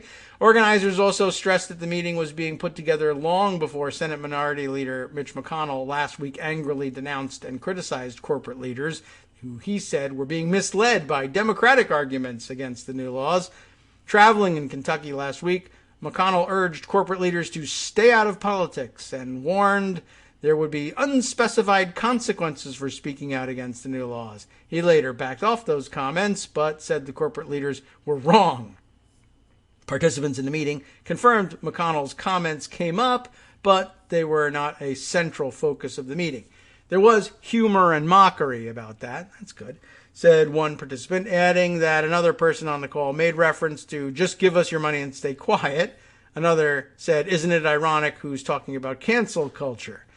It wasn't a primary area of discussion, another participant said, but certainly everyone is cognizant of it and aware of it. In no way was he an impetus for this. Talk of doing this meeting started before he spoke out. Attendees included Arthur Blank, owner of NFL's Atlanta Falcons, James Murdoch, and his wife, Catherine Hufschmid. Did you know that was? I don't know. Adam Aron, I don't know, A-R-O-N, CEO of AMC Theaters, Brad Karp, chairman of the law firm Paul Weiss, Melody Hobson, co-CEO of Ariel Investments, Doug McMillan, CEO of Walmart, Scott Kirby, CEO of United Airlines, Doug Parker from American Airlines, Chip Berg, Levi Strauss, Reid Hoffman from LinkedIn, according to many sources who spoke to CBS, Mary Barra, CEO of General Motors, and Ed Bastian from Delta were also invited but unable to attend. Bob Bakish, I don't know, president and CEO of Viacom CBS, also attended the meeting. A spokesman for the company, which operates CBS News, which is reporting this, did not immediately reply to a request for comment, even to CBS. Amazing. We invited 120 CEOs with about 50 hours notice. We were praying for 25 and we got 90, and another 30 invited guests included legal experts, technology experts, and historians, Sonnenfeld said. So, not bad. There's more, and this will help with the conspiracy theory people. In addition to Sonnenfeld, the meeting was organized by Lynn Forrester de Rothschild. Wonderful, for the Protocols of the Elder Zion people. The founding partner of Inclusive Capitalism LLC and Leadership Now, a group of Harvard University alums, yay, and corporate leaders focused on sustaining democracy. Well, it's an interesting collection of people. I was going to skip the names, but now we get around to some of the black executives who joined in, so let's not skip them. Let's see. Among those who spoke on Saturday's calls were Kenneth Chenault, the former CEO of American Express, and Kenneth Frazier. It's a Kenneth collection. Kenneth Frazier, chief executive of Merck, who helped organize the drive by 72 black executives and encouraged participants to do more. The meeting ended with no concrete game plan or timetable. How does a collection of 100 CEOs end a meeting with no concrete game plan or timetable? You can't get out of a meeting with the CEO of one company without promising at least to come back tomorrow with a concrete game plan and timetable, but whatever. Here's one habit of highly effective people. Never demand a concrete game plan or timetable of yourself. Simply demand it of your underlings. So there you go. That's how they get the big bucks. Sonnenfeld and other participants on the call said that there was no pressure, encouragement, or assistance from members of the Democratic or Republican parties, but that some had suggested reaching out to elder statespeople in both parties to assist with next steps. For now, however, the group is expected to keep political leaders out of their discussions. All right, interesting. Obviously, there's been a big wake-up call over the last few weeks. The business community doesn't want to be caught on their heels about this, so it's about protecting leadership and not missing out on an opportunity to do so, said another person familiar with the meeting. So that actually, I don't like that as a conclusion, because I was all inspired and everything, and now I find out, well, it was about CEOs protecting other CEOs from this. And, I don't know that I'm opposed to CEO heads rolling for this, but in this case, we're supposed to be on the side of the corporations and the CEOs because they're pushing back on Trumpy Republicans, and I guess that's a good thing. I had seen some other discussion of it over the weekend, and let me roll back into the Twitter feed for some of that, because I didn't put them all aside. When the Associated Press took the chance to report on this, I don't know if they were reporting directly on the meeting or not. I happened to notice the article because of the comment from Stephen White, who many of you likely follow on Twitter, SGW94, the former NFL football player, and now not just he actually does, of course, continue with football commentary, but quite a lot of political commentary in his feed, and that's why I follow him. Anyway, he was commenting on an Associated Press article here. The Associated Press tweet, anyway, reads, "The long political union between corporate America and the Republican Party is fraying as companies take cultural stands and other interests diverge. Fissures have opened over GOP positions on many issues." I guess not just the voting rights issue, but there's more. The headline of the piece, shall we read the piece? I don't know how long it is. It doesn't look huge, but I wanted to get the Stephen White comment on it, which is based on the headline. Business faces tricky path navigating post-Trump politics. Okay, I get the point there, but Steve's comment here was, it's weird how this article puts the onus on big business to navigate their relationship with the GOP, even though it's the GOP that is starkly out of touch with the majority of Americans, according to just about every major poll. When will the onus ever be put on Republicans to change course? It's a good question. The answer, of course, never, but still a good point and well worth bringing up. And I thought it was pretty interesting. I guess I'm kind of interested in the AP article, but more interested in Stephen's comment about it, and then my own comment about it, which is also interesting, but for a different reason. I said it for that reason. It's tremendously important to me.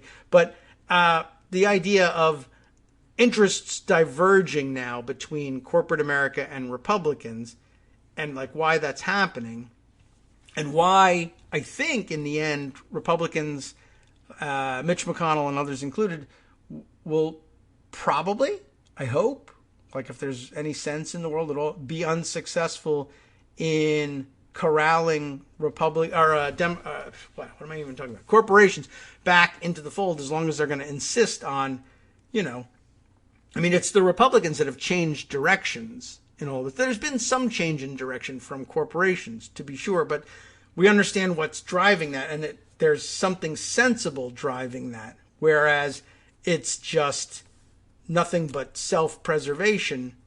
Well, in a sense, it's self-preservation driving the corporations too. But here's what I'm getting at. To the extent that there's a divergence on these issues, it's being driven by demographics.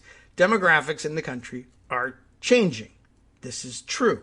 We've known this for a long time.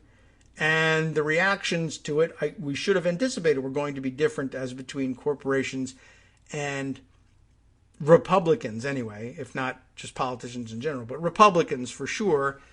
And the reason is because one of them has artificial control of their market, their universe, by virtue of the power they hold as politicians, whereas the businesses, ironically, don't have this power, but they have a different one.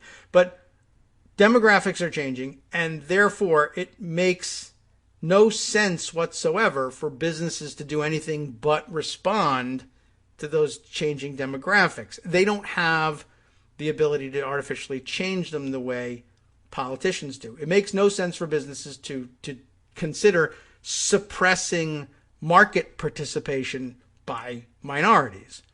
They're in the business, of course, of selling those products and making the money, and the market is expanding, and like the demographics of the country, obviously the market is the country, and the demographics of the market are changing. You are going to have to be more sensitive to your need to obviously reach out and include, even if it's insincere, obviously reach out and include a changing demographic country and the different racial profiles that you'll see in it. So, they're going to be reaching out to minorities and trying their best to convince them, whether they do a good job of it or not, that they have their interests at heart somewhere or in mind at some point, right? If you want to win the dollars of your people of color, you need to reflect that you know that they're part of the market and that you're responsive to it. There's just no other choice for a business. Now, Republicans, they could view things the same way and say there simply have got to be issues on which we'll have common ground, or we'll go out and get those issues, create those issues, whatever it is. We've got to find common ground on political issues. That's our product, with minorities in this country, wherever they come from, whatever it is that sets them apart, racial, ethnic, immigration status, sexual orientation, belief that there's no such thing as sexual orientation. I don't know. Whatever it is, corporations are thinking about doing it, whereas Republicans have this different game in mind. They actually, because they in many cases control the legislatures and can write the laws, they can say, we can change our reality. We can make it so that we can suppress the votes of people we don't want in the electorate and therefore win. Whereas, I guess you could say as a corporation, well, what we'll do is we'll just go the white supremacist route, and we'll be so insulting to all non-white consumers that we will be able to be responsive only to our base of white consumers and not have to worry about those things. But then they'll just be supplanted in the market and lose market share and end up losing the game entirely, and eventually, I guess, going out of business because there's just not that much, interest in, and it's not that much market. I like white supremacist cola, and I'm only going to buy that. And there's going to be people who are going to be embarrassed to buy that. Even if they are white supremacists, some portion of white supremacists are embarrassed to be publicly acknowledged and pointed out as white supremacists. It's just not a sustainable thing, and you'll be run out of the market. And it's just not true for politicians yet in the same way. Should be, but it isn't, because they can write the rules. And so far, they've succeeded in well, maybe not. But they've been able to rewrite the rules and put judges on the bench who say, yeah, that's still facially neutral, so it's definitely not racist, and you can go ahead and do it. And for a while, anyway, the rest of us, I guess, have to sit around and say, they're wrong about that, and it's going to take years to replace them with people who are going to be right about it, but that's the way we handle these things, as opposed to, like, the January 6th insurrection is to say, no, let's murder those people and get it over with immediately. And, well, I mean, I guess to the extent that you keep trying to do this democratically, and if there really is no progress and no movement whatsoever, then you have to worry about, as people have expressed in the past, eventually if there's really just no reason to keep voting to try and do these things, and Republicans are aiming at making that the outcome, that it will make no difference whether you go out and vote or not. They're going to gerrymander you into this or that, or exclude you from the polls, or just say, no, you cheated, even if you didn't, so that they can throw out your results. If you get to that, if you can actually exercise the Georgia law and overturn an election, then at some point people are going to say, all right, the voting booth thing doesn't work.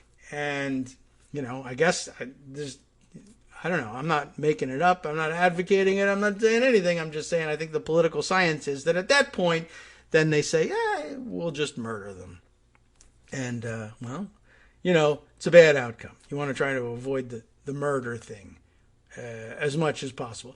Anyway, I just thought that was interesting direction to take in interpreting this meeting of the CEOs and how they're going to do it and what the divergence is between Republicans and business leaders. The answer is that Republicans still believe that they can profit by suppressing their market or some sector of the market that they speak to, whereas business recognizes that they can't. They don't have that luxury even if they wanted it, even if they were racist, and maybe they are, but we can't do the same thing, so we're just going to have to go a different direction here for survival. And if you're just not interested in our survival, then we're not interested in your survival. And we'll see where that leads eventually. But I don't know. For some reason, they still can't stop secretly sending money to Republicans, so I don't have a great deal of hope. But maybe this will, come out. Maybe there'll be an outcome here that's more favorable or more reasonable and really reflects reality at some point. But I don't know. They still don't have a concrete plan. We found that out. Let's see. Oh, yes, we did mention this thing earlier, so we don't need to double back on that. But it was the idea that I happened to see also over the weekend some commentary pieces out there saying, well, gee whiz, maybe, and I hate to even say these words aloud, maybe Ron DeSantis, it is argued, has a point about those vaccine passports. It was Jack Schaefer's article in Politico magazine. He loves to be contrarian. So what was the point? On vaccine passports, maybe Ron DeSantis has a point. This one I can summarize for you ahead of time because I read it. And basically the point was, well, what about the point being made by those academic civil libertarians who are worried about the issuance of a brand new type of, in the case of a vaccine passport, was once worried, federal identification card that's used, to infer privilege to some and deny privilege to others. And the point that for instance driver's licenses were sort of launched as this innocuous harmless licensing procedure to regulate local traffic. And if you want to operate a car, you got to be trained and licensed, et cetera, but it became a stand-in for identification now that's being used for all sorts of purposes. You can't get on a plane internally in the United States without showing driver's license, or you can't register for various government benefits or for school, or show up to vote, you got to have it. And it's expanded in its application. And so the theorists anyway were saying, well, the vaccine passport could do the same thing. And isn't it a bad idea to be launching into this without a thorough planning and thinking through of what the consequences could be. And okay, all understood. But if anybody thinks that Ron DeSantis is viewing things that way and considering it from a civil libertarian's perspective, I'd be surprised, because he doesn't give any indication that that's his issue. And again, Republicans have just spent the last 20 years insisting that they do want a new federalized system of identification that they can use to suppress the vote, which we were just talking about in the article about the CEOs and their divergence with Republicans. Republicans have made it a point of policy. A major part of their platform has been, yes, we want new federalized standards in identification so that we can use it to suppress the vote. That's our idea. And now the idea that they're, in fact, secret civil libertarians this whole time, and they opposed the COVID passport on civil liberty grounds is ridiculous, because here's how you know Ron DeSantis doesn't oppose it on civil liberties grounds. He's pro Real ID and voter suppression through stringent requirements and federalized, in some cases, requirements for ID. So that's never been a part of his argument or his platform, and it's ridiculous to believe that it is now. In fact, as I said on the show and before and again today, I really was surprised. I think if it wasn't for their being married to COVID denialism because Trump, and I mean, Trump's a moron. Why did they adopt his policy on this? I don't know. They did because he held power and he threatened to use it against them. So they all joined the COVID denialism camp. And now COVID denialism has forced them to oppose vaccine passports more than anything else, when if they had, been patient and waited, they would have realized, as we now have, that vaccines, just like everything else, have been lagging in reaching minority communities, whereas they've been widespread and easily available in some white communities. And so therefore, you had another opportunity to choose a allegedly facially neutral basis on which to discriminate against people. They could and should have. I mean, I really don't want them to do it. I mean, if they wanted to be evil, and I was advising them on how to do it, they could have and should have simply said, well, let's make a vaccine passport required for voting. Let's eliminate early voting. Let's eliminate voting by mail, all the things we want to do. We want to force people out to the polls, even in the middle of a pandemic. Even though we're supposedly getting a handle on the pandemic because we're vaccinating people, it's been clear which communities don't have as much access to and penetration by the vaccine. Let's require thorough vaccination, and that'll be a great way to have more white people able to vote and less black and brown people able to vote. Can't have you here. Sorry, there's a pandemic on. You're going to come into this indoor space and risk everybody's health just for your quote-unquote right to vote. They would have, I think, adopted that. But thankfully, sort of, their idiocy on COVID, thanks to Trump's being an idiot and then having to deal with COVID, I mean, that's really the formula of how it came up. There's nothing ideological about it, nothing ideological about the way Republicans approach anything that would have made you think that they would have done this. In fact, I would have guessed that the Republican authoritarian response to a threat like a pandemic would have been strict lockdowns and orders to do all sorts of things that would otherwise be a violation of people's civil rights. And then you'd have the civil libertarians complaining, and probably legitimately so, about the measures taken, but that they would go the police state route to suppressing the disease. But it was never going to happen, because the problem that you had was pandemic plus Donald Trump in charge of the government. And it's like, well, like world-class moron being asked to take on this enormous problem. And how is he going to take it on? Now, you might have thought, well, if the default fallback position of Republicans is in fact authoritarianism, then actually it might have worked out very well for Donald Trump, because a moron who doesn't think about anything, much less the civil liberties implications of anything he'd be doing as president, would have said, well, the obvious answer is we'll, force people to get this vaccine, we'll beat them over the head if they don't, and then we'll defeat this disease by sheer threat of force. But instead, he's an idiot and lazy and has no idea how to organize anything so major, such a gigantic undertaking. And so instead he said, let's just pretend there is no disease, or that it's a hoax, or that something, and then I won't have to plan any of the things to do it. And anyway, it's not my fault, etc., etc. So, I guess that was always going to happen. And I guess that really goes back to some of the things people have been writing for a long time, that the real danger is that Republicans are still authoritarian, and one day someone competent may take over for the Republican Party and impose an actually competent authoritarianism on the United States. So I guess we've come back to that full circle.